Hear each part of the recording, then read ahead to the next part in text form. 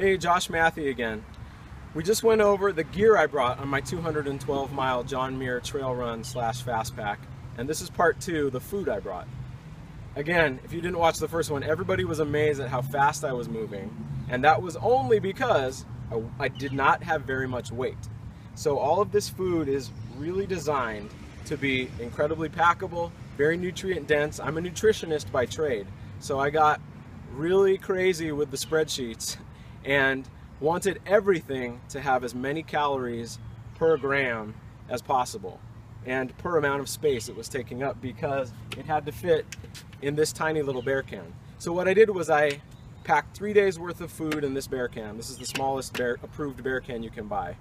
And then I sent the other 3 days of food to the Muir Trail Ranch, which is about 100 miles in, right off the trail. So if you're interested in doing the John Muir Trail or any fast packing and moving speed of any kind, I would highly recommend finding a place to send your supplies and resupplying on the way. You don't want to take more than you need to. So the food broke down to about 50% of my calories coming from fat, about 30% of my calories coming from carbohydrates, and about 20% coming from protein. And that worked well. I wasn't hungry. I felt very satiated. I was a little craving salt and fat, but I think that's just going to happen when you're doing something like 212 miles through the wilderness. So let's go over my food. I brought mostly bars with some other delectables. So I brought 4 different kinds of bars. I brought a 2 moms in the raw bar. Actually, I brought one of those per day. That's mostly nuts with some fruit. All of the bars I eat, both hiking, backpacking, and in my normal life, are mostly just bars and fruit. I'm a big fan of as few ingredients as possible. You don't need 27 ingredients that you don't understand. I brought 2 Rise bars per day. These are higher in protein. I brought 2 Caveman bars per day. These are great. I ate these almost every day. Northern California company. We're a big fan of Caveman bars. And then I brought 4 Raw Revolution bites per day. Again, just fruit and nuts. All of these are basically different amounts of fruit and nuts. The Rise bar has some whey protein.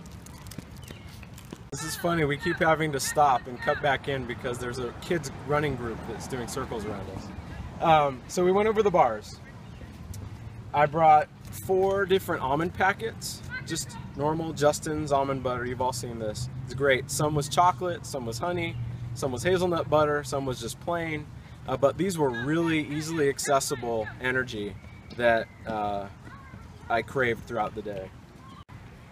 All right, speaking of craving, I brought 1 wild salmon pack per day. I get these at REI. You can get pretty much all of this stuff at REI. And the salt and fat in this I would crave all day long.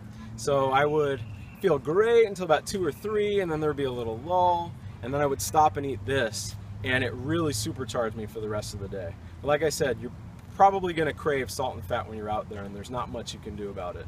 But I highly recommend something like this. And then pemmican, which I don't have with me, but homemade pemmican. I had a block of homemade pemmican that my buddy John made, and I just had basically a cupcake. That's how he makes them, in cupcake pans. A cupcake of pemmican per day. And this is not the pemmican you can buy. This is pemmican you make, which is just rendered beef fat, or really any kind of animal, but the way he makes it is rendered beef fat.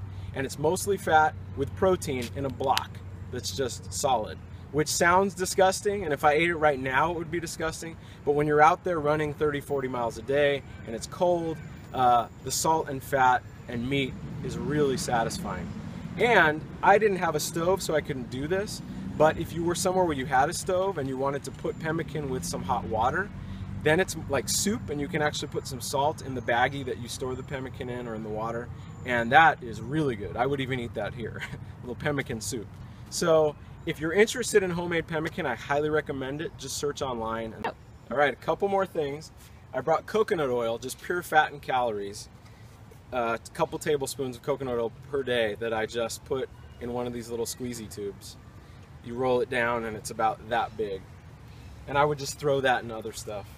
And then the last thing is Spiz, which I know it's a funny name, but Spiz is fantastic. And about 1,000 calories per day were Spiz for me.